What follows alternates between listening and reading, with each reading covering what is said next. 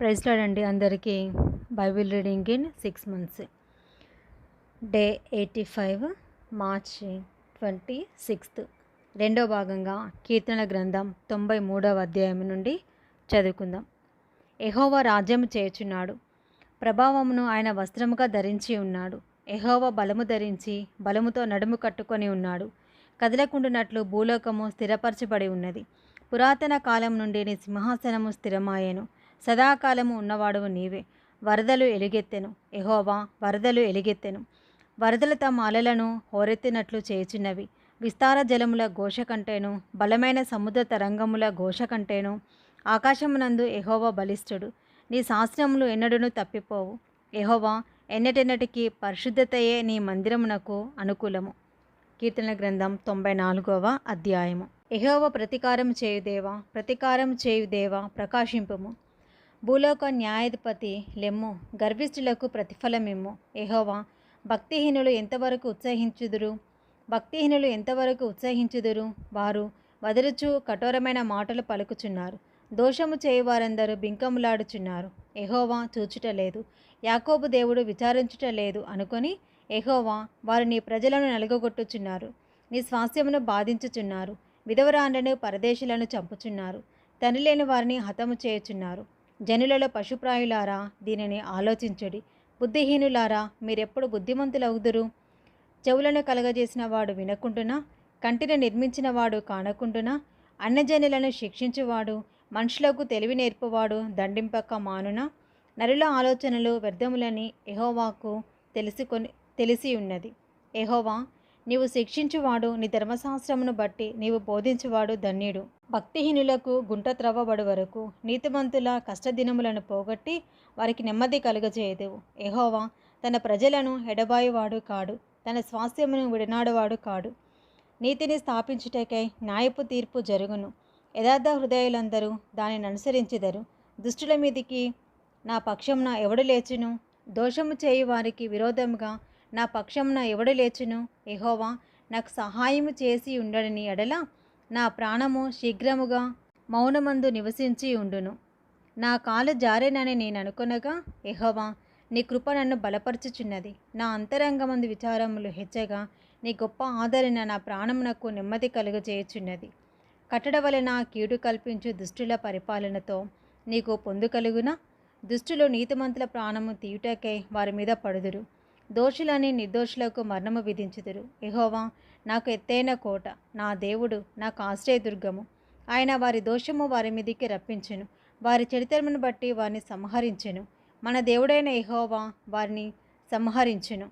కీర్తనల గ్రంథం 95వ అధ్యాయము. రండి, యెహోవాను గూర్చి ఉత్సాహధ్వని చేదము, మన రక్షణ దుర్గమును బట్టి సంతోషగానము చేదము. కృతజ్ఞతాస్థుతులతో ఆయన సన్నిధికి వచ్చేదము. కీర్తనలు పాడుచు ఆయన పేరిట సంతోషగానము చేదము. యెహోవా మహాదేవుడు, దేవతలందరికీ పైన మహత్యము గల మహారాజు. భూమి అగాధ స్థలములు ఆయన చేతిలోనున్నవి, పర్వత శిఖరములు ఆయనవే. సముద్రము ఆయనది, ఆయన దాన్ని కలుగజేసెను. ఆయన హస్తములు భూమిని నిర్మించెను. ఆయన మన దేవుడు, మనము ఆయన పాలించు ప్రజలము, ఆయన మేపు గొర్రెలము. రండి, నమస్కారం చేసి సాగిలపడదము, మనలను సృజించిన యెహోవా సన్నిధిని మోకరించుదము. నేడు మీరు ఆయన మాటను అంగీకరించినడలా ఎంత మేలు! అరణ్యమందు మెరీబా యొద్ద మీరు కఠినపరుచుకొనినట్లు, మస్తా దినమందు మీరు కఠినపరుచుకొనినట్లు మీ హృదయములను కఠినపరుచుకొనకుడి. అచ్చట మీ పితరులు నన్ను పరీక్షించి శోధించి నా కార్యములు చూచిరి.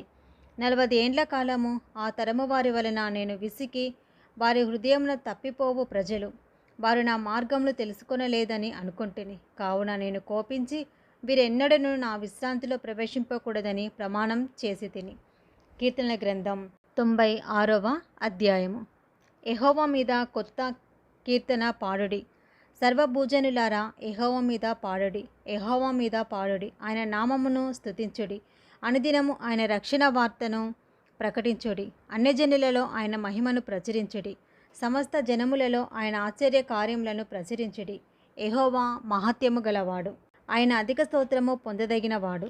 సమస్త దేవతల కంటేను ఆయన పూజనీయుడు. జనముల దేవతలందరూ బట్టి విగ్రహములే. ఆయన ఆకాశ విశాలమును సృజించినవాడు. ఘనతా ప్రభావములు ఆయన సన్నిధిని ఉన్నవి. బల సౌందర్యములు ఆయన పరిశుద్ధ స్థలంలో ఉన్నవి.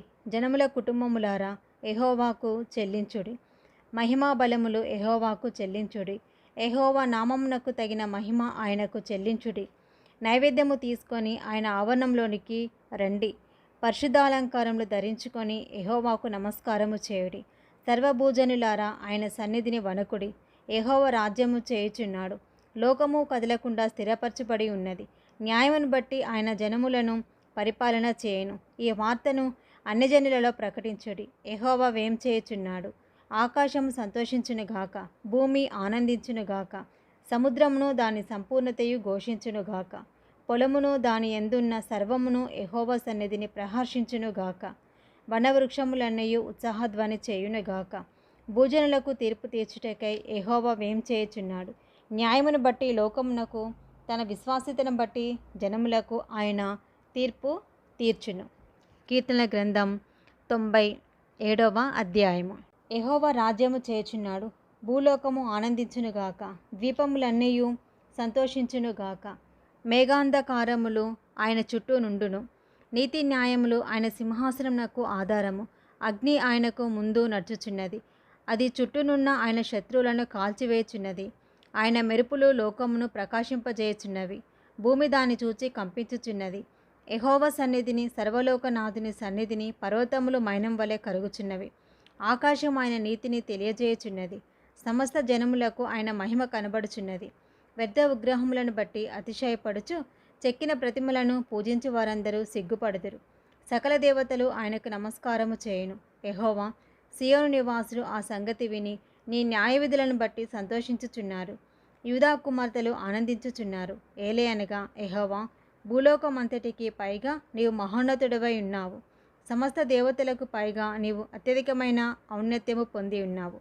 యెహోవాను ప్రేమించు వార్లారా, చెడుతనమును అసహించుకొనుడి. తన భక్తుల ప్రాణములను ఆయన కాపాడుచున్నాడు. భక్తిహీనుల చేతిలో నుండి ఆయన వారిని విడిపించును. నీతిమంతుల కొరకు వెలుగును, యథార్థ హృదయాల కొరకు ఆనందమును విత్తబడి ఉన్నది.